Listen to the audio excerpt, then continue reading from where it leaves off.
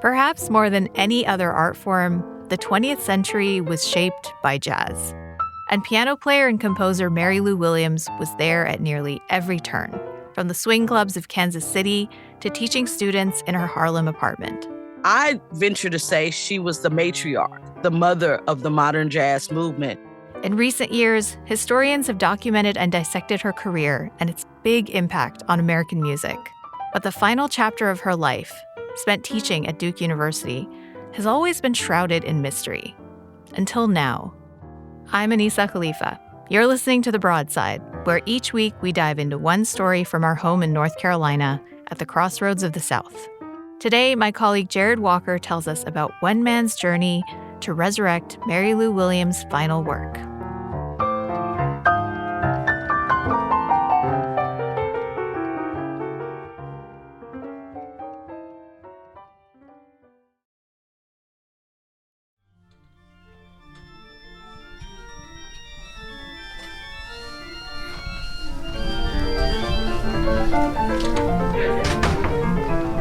What's all this noise, Jared?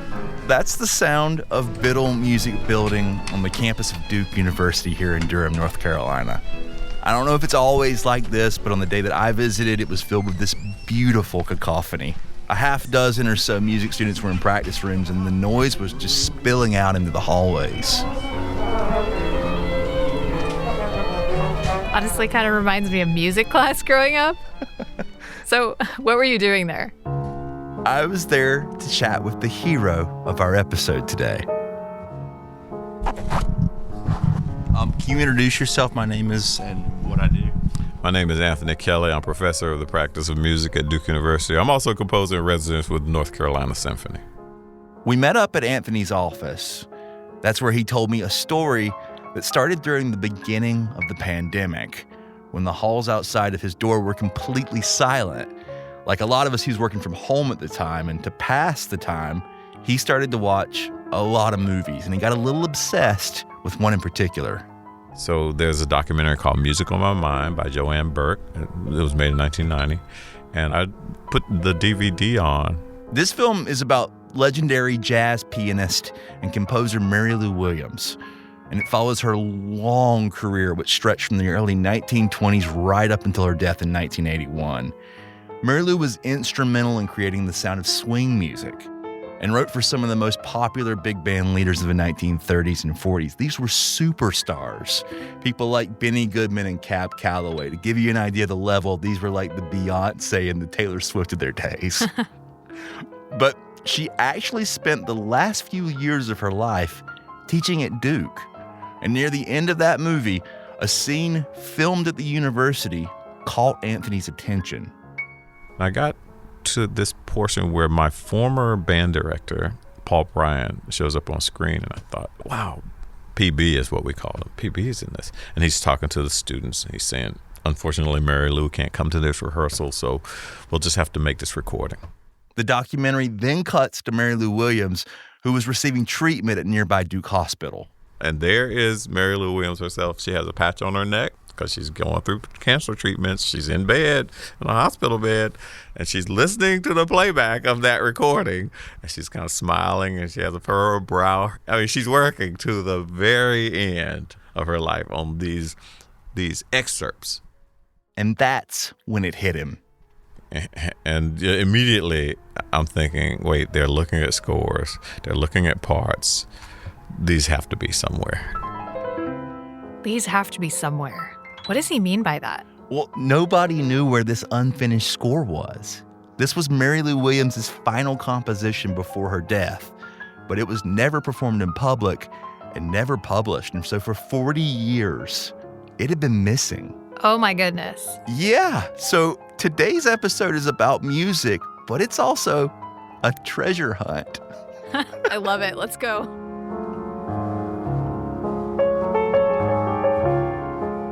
By the way, that's Grammy-nominated piano player Chris Pattishall. He wrote the score for today's episode. Chris, can you play something that would be like a scavenger hunt? Something playful? Yeah.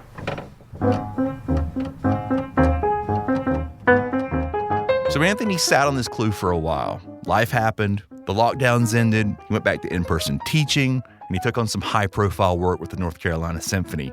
But last year, he started to think about the lost composition again. That's when he shared the info with his friend, Verena Mösenbichler-Bryant. She's the chair of Duke's music department. She's also the conductor of the university's Wind Symphony. So Anthony brought this to my attention and said, I'm sure there must be fragments somewhere of this, perhaps in your office. And my office in this building is like a dungeon. Why did they think to start in her office/dungeon? Yeah, well, Verena's workspace is in the same office where Mary Lou Williams' collaborator, Paul Bryan, the guy in the documentary film, worked for decades. Okay, can you explain what we're looking at here? So we are looking at the dungeon, and it's a large office space with no windows. It's very beige in color. There's several tables set up in the center, which carry random things.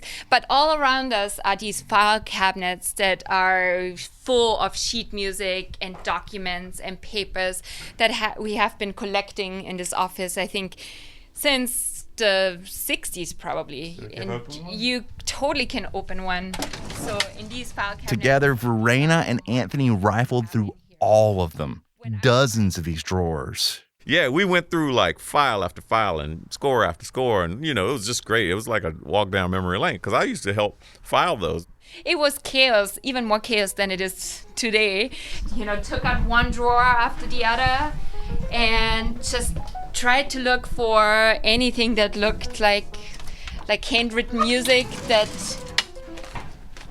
just there's stacks of paper that just... So not the most efficient filing system. Not anymore. And there's Jared, still a lot this of is beginning to feel a little like a needle in a haystack type of situation. Pretty much.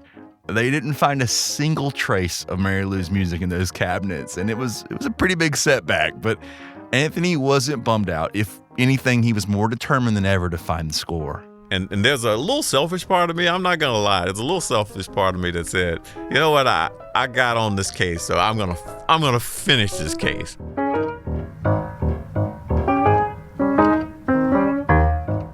Okay, so he was committed. I can respect that. What was the next step? Well, he started tracking down people who were involved in the original project back in the late 70s and early 80s. And eventually, a Duke alum who had played in the Wind Symphony gave him a tip. He told Anthony that he'd seen a box labeled with the number 23 or 27. He wasn't entirely sure. And he said that box had some documents in it that he thought were related to Mary Lou Williams. And he didn't know where this box was? Nah.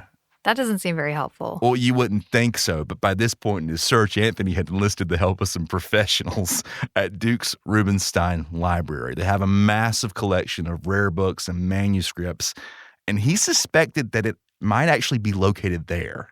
Yeah, someone who's done research in the Rubinstein Library before, that is like a treasure trove of old documents and photographs. I mean, it's just amazing. Exactly. So in spring of 2023, Anthony set up an appointment there with Duke archivist Ani Karajanis. I walked in and Ani said, I think we have a box you're going to like. She had looked in and she knew what was up. She said, I think we have something you're going to like. And I said, oh, no. And it's a funny thing. I also kind of knew this was the day because I actually had my iPhone on. I was like, I video recorded myself. I'm going to send you that audio. Okay, I'm on my way to the Rubinstein Library to look at box number 27, which I think might have the score in it. Incredible instincts. So what did he find? Something amazing. Something that got him so excited that he forgot to record his reaction. Oh, no. Okay, let's make this up after a short break.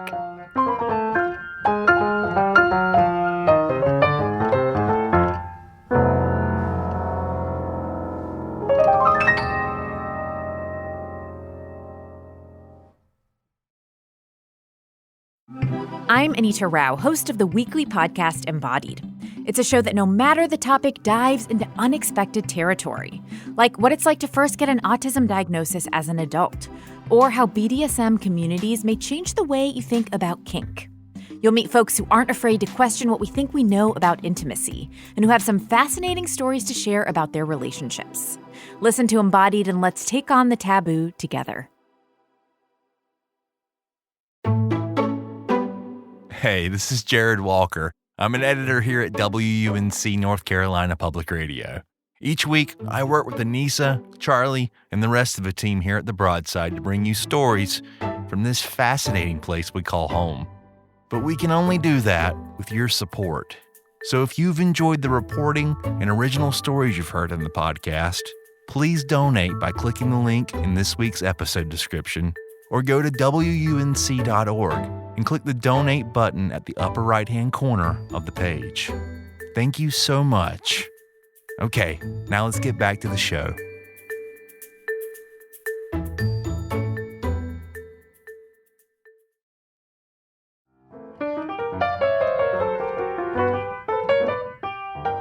So, what did Anthony Kelley find? The mother lode. So Ani comes out with this gray box and it's just box 23 or whatever. It has a number, and then when you open the top, there's this brown folder inside, and it just said MLW/history. MLW. Does that stand for Mary Lou Williams? Yeah, and the word history was also written on it. That was the name of the lost composition. And inside of that folder was more than just a fragment of one or two sections of music. It contained the broad strokes of an entire unfinished symphony. And it was a big idea.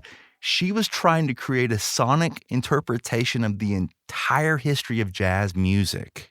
How do you wrap your arms around that in a single composition? It's sprawling. Jazz music is intertwined with the history of Black American music, so the piece starts with a section inspired by slavery called Suffering, and then that was followed by sections titled Spiritual and Ragtime and Gospel. Just hundreds of years of music inspired her work. That's incredible.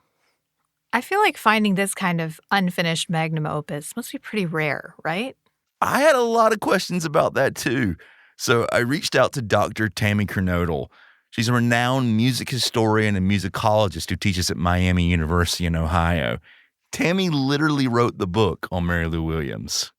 How common is it to find a masterwork from a foundational musician like this that has been unseen for 40 years? I'd like to tell you it's not uncommon, but it is very common. It's very common. Huh. Right? I was shocked to hear that. But Tammy said that's one of the reasons musicologists like her do what they do. They all hope to find stuff like that during their research. And it makes sense when you think about it. Musicians are constantly writing, and they oftentimes leave behind unfinished work when they die. So every once in a while, an academic does stumble upon something big. But what's unusual here is that this composition was known, and people had been searching for it actively for a lot of years with no luck. It's a work that I have personally been in some ways trying to locate since the first time I went to the Mary Lou Williams archive in 1995. You know, scholars have been on this search for this piece for quite a while. And Tammy also pointed out another important thing about this discovery, and that's the timing. I think the last 30 years has been a reassessment of Mary Lou Williams. My work has been part of a larger conversation about reclaiming her from the margins. And while we don't know her name as readily as we might know Duke Ellington or Benny Goodman or Dizzy Gillespie, these are all people that she not only had relationships with, professional relationships, but she also wrote for them. And that reappraisal has also included a general acknowledgement that she served as a mentor and a teacher to many of the greatest jazz musicians of the 20th century. We're talking about absolute giants like Charlie Parker, Miles Davis, and Thelonious Monk. I venture to say she was the matriarch, the mother of the modern jazz movement.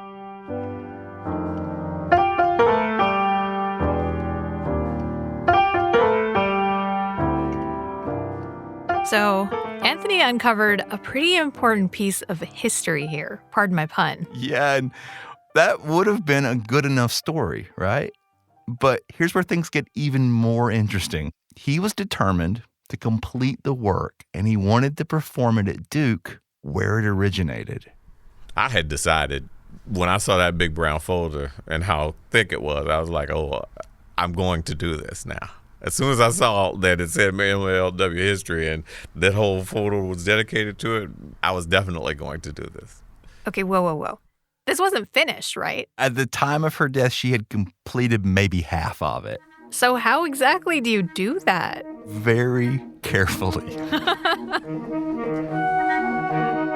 She's so brilliant and so advanced as a harmonic and orchestral thinker that the hardest part was when she would throw a curveball at my kind of conservative classical training.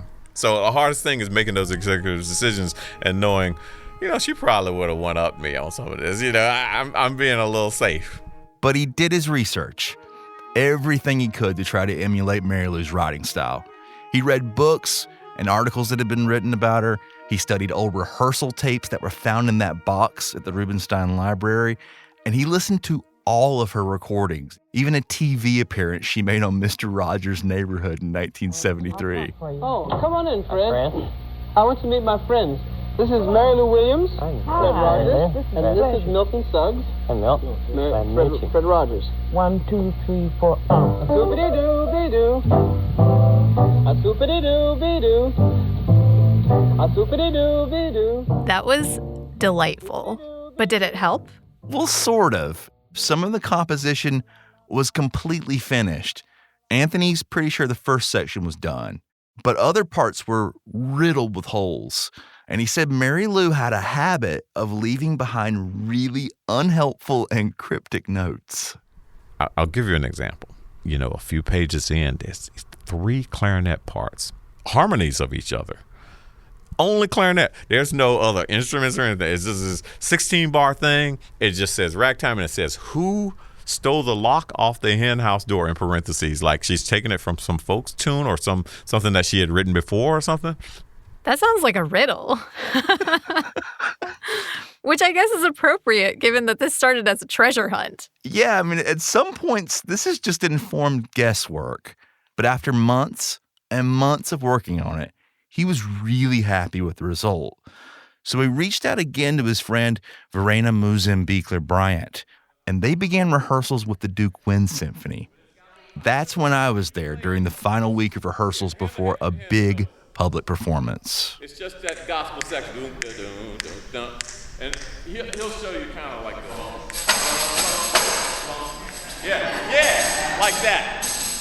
But bigger, even bigger. Why do you think he was so driven to do this? I asked him about that, and he said there were 2 things that excited him initially about the project. Part of it was kind of selfish. He just got obsessed with it and simply wanted to hear it. But he also had a deeper motivation.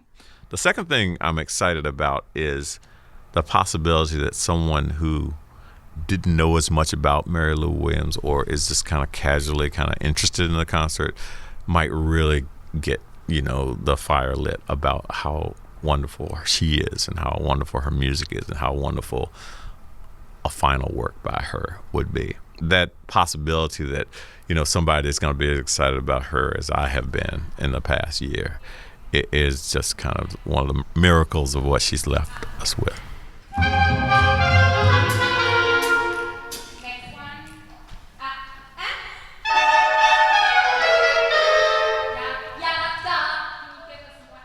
So with all of these moving pieces and so much work on the line, how was he feeling right before the performance?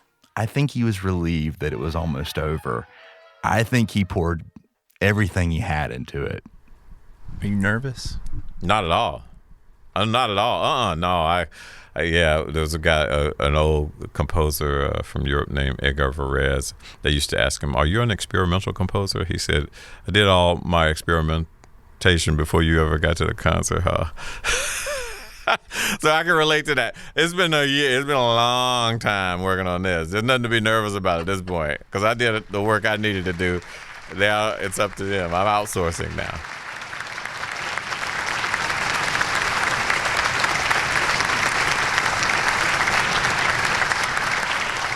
Without further ado, y'all gonna make some history tonight? You ready? I think you are. Enjoy.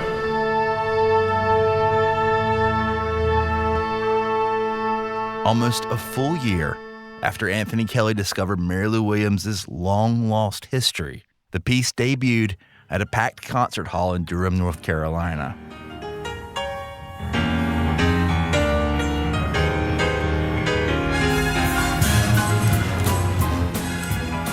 Verena was there conducting the Duke Wind Symphony with over 60 musicians, including a trio of jazz artists and soloists.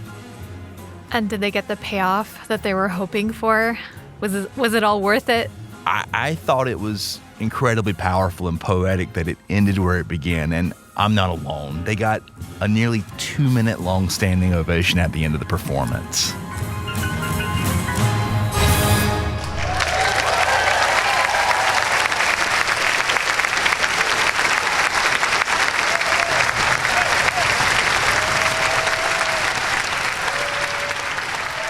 How does it feel to see the culmination of over 40 years of work? I think, based on this performance, that she would be pleased that everybody is now really fully invested in her music, her memory.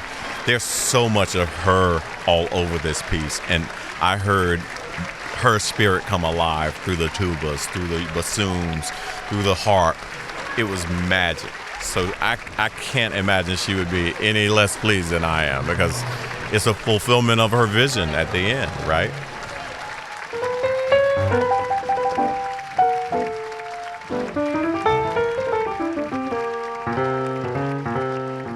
If you want to watch video of the performance of Mary Lou Williams' History by the Duke Wind Symphony, we've dropped a link in this week's show notes.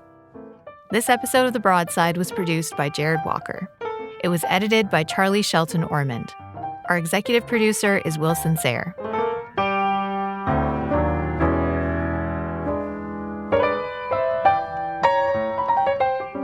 Special thanks goes out to Chris Pattishall.